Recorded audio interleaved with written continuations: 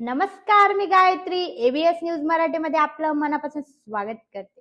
चैतन्यानंद प्रकरणात 9 पीडितांचे जबाब नोंदवले. नवी दिल्ली. विद्यार्थिनीचा लैंगिक छळ केल्याचा आरोप असलेल्या चैतन्यानंद सरस्वती यांच्या जामीन अर्जावर सोमवारी न्यायालयाने सुनावणी केली. सुनावणी दरम्यान दिल्ली पोलिसांनी सांगितले की 16 पीडितांपैकी 9 महिलांचे जबाब नोंदवण्यात आले आहे. उर्वरित जबाब 4 नोव्हेंबरनंतर नोंदवले जातील.